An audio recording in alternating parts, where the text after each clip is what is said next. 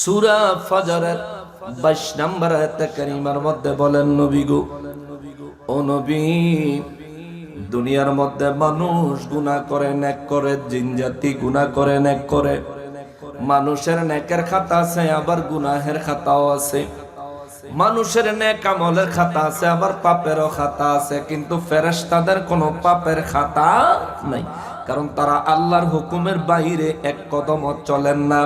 আল্লাহর নির্দেশনার বাইরে তারা কোনো কিছুই করেন না।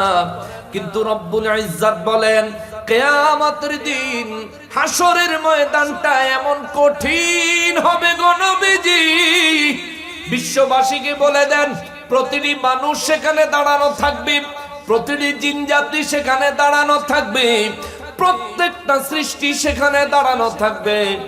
আর ওয়াজা রব্বুকা, আমি আপনার প্রতিপালক, আপনার রব, এই তামাম সৃষ্টিকুলের রব, সমস্ত সৃষ্টিকুলের রব, আমি সেদিন প্রকাশ্যে নূরের পর্দা মোবারক সরায়া আমি আল্লাহ হাসরের ময়দানে হাসরবাসীদের সামনে সরাসরি উপস্থিত হব। চিৎকার দিয়া বলেন আল্লাহু আকবার। সাহাবায়ে কেরাম বলেন, নবী গো, ও নবী, যেদিন মহান রব্বুল আলামিন একেবারে নূরের পর্দা মোবারক গুলি সরায়া, যেদিন আমার রব একেবারে সরাসরি বান্দাদের সামনে হাজির হবেন, ওই দিনের পরিস্থিতিটা কেমন হবে? আমার নবী বলেন, আদম নবীর থেকে আরম্ভ করে 1,23,999 জন নবী ইয়া নাফসি ইয়া রাব্বি ইয়া নাফসি ইয়া রাব্বি ইয়া নাফসি নাফসি বলে বলে চিৎকার দিবে। সমস্ত মানুষগুলো দিশাহারা পাগল পারা হয়ে যাবে, সমস্ত জিনজাতিগুলো দিশাহারা পাগল পারা হয়ে যাবে।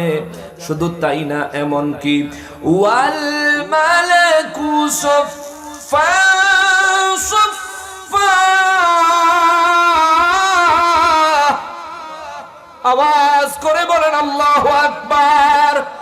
রব্বুল আলামিন বলেন, নবী গো, জানায়া দেন, সেদিন আমি রব্বুল আলামিনের ভয়ে, আমি রব্বুল আলামিনের ভয়ে ওই দিন সমস্ত ফেরেশতারা কাতারে কাতারে দাঁড়িয়ে যাবে। আল্লাহু আকবার।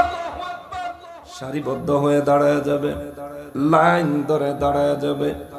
আমার রব্বুল ইজ্জত বলেন, নবী গো, বিশ্ববাসীর এই জিনিসটা একটু বুঝাইয়া বলেন, বিষয়টা একটু বুঝাইয়া বলেন, বিশ্বের মানুষদেরকে অন্তর দিয়ে অনুধাবন করতে বলেন।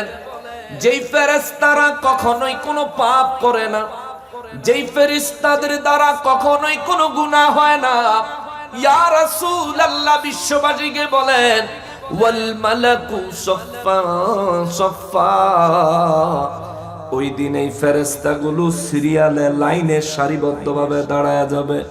আমি আল্লাহর ভয়ে প্রকম্পিত হতে থাকবে। সমস্ত সৃষ্টি সেদিন শুধু কাঁপবে আর আত্মচিৎকার করবে, আর আমি রব্বুল ইজ্জতের ভয়ে ভিতর থেকে একেবারে তছনছ হয়ে যাবে। ইয়া রাসূলুল্লাহ, বিশ্ববাসীরে বলে দেন, তামাম সৃষ্টিকুল সেদিন আমার ভয়ে কাঁপবে, আমি আল্লাহর ভয়ে ভিতর থেকে চুরমার হয়ে যাবে। সেই দিন ভয় থাকবে না আমি আল্লাহ, আর ভয় থাকবে না আপনি হাবিবুল্লাহ।